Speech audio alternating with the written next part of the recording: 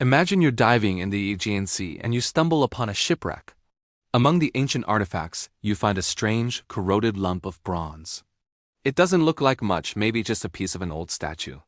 But what if I told you that inside that lump was a device so complex, so advanced, that it would rewrite our understanding of the ancient world?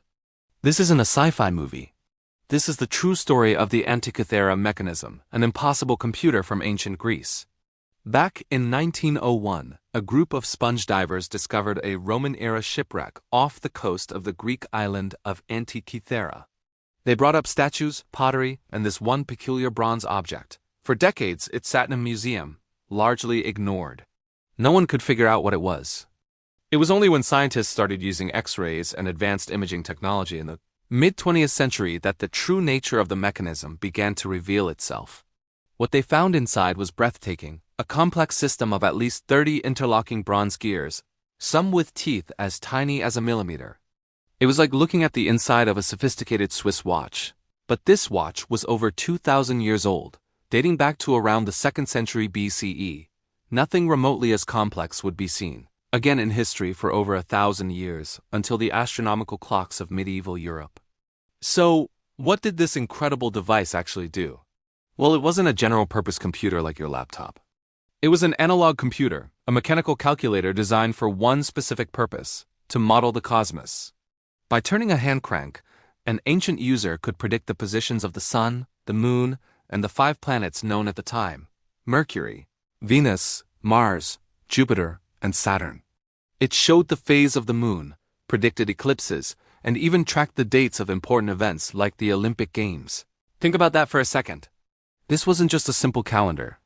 It accounted for the irregular orbit of the Moon using a clever pin-and-slot mechanism that mimicked the theory proposed by the astronomer Hipparchus.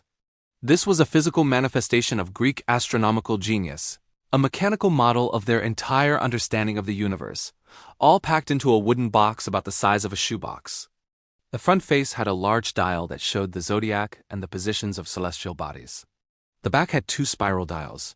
One was a 223-month cycle used to predict both solar and lunar eclipses with remarkable accuracy. The other was a 19-year cycle, known as the Metonic cycle, which helped synchronize the lunar calendar with the solar year. There were even smaller dials that tracked the 4-year cycle of the Panhellenic Games, including the Olympics. It was a complete guide to the heavens and to Greek society. The inscriptions on the device, slowly deciphered over the years, acted as a user's manual. They explained what you were seeing and how to interpret the movements of the pointers on the dials. It was a sophisticated scientific instrument and an educational tool all in one. It shows us that the ancient Greeks weren't just thinking about the cosmos in abstract terms. They were building machines to calculate its movements. This discovery completely shattered the old view that the Greeks were great at philosophy, but not so much at technology. Clearly, they had reached a level of mechanical engineering that we thought was impossible for that era. It's what's known as an out-of-place artifact, something so advanced for its time that it seems like it shouldn't exist. But this leads us to the biggest mystery of all. Who made it? And why is this the only one we've ever found?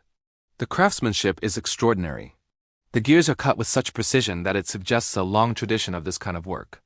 You don't just wake up one day and build a device this complex. It must have been the culmination of generations of knowledge and skill. So where are the other examples? Where are the prototypes, the less advanced versions, the tools used to make it? We have no answers. There are theories, of course. Some scholars believe the great mathematician and inventor Archimedes might have been involved, or at least his school of thought. The Roman writer Cicero mentioned 2 such machines built by Archimedes that could model the heavens. Could the Antikythera mechanism be a descendant of those devices? It's possible. The shipwreck it was found on was a Roman cargo vessel, perhaps carrying looted treasures from Greece back to Rome. Maybe a wealthy Roman commissioned it. Another theory points to the island of Rhodes, which was a major center for astronomy and engineering at the time. The astronomer Hipparchus, whose lunar theory is built into the device, worked there. And Posidonius, another prominent philosopher and scientist, was also based in Rhodes and was known to have constructed a similar orrery. Maybe it was built in a workshop there. But without a signature, without any other similar artifacts, we're left to speculate. It's as if a single advanced smartphone was found in the ruins of a medieval castle with no evidence of the factories, the infrastructure, or the scientific knowledge needed to create it. It's a ghost from a lost world of technology. So, what happened to this incredible knowledge? Why did it disappear for over 1,000 years? The fall of the Roman Empire, the destruction of libraries like the one in Alexandria, and a shift away from scientific inquiry likely played a part.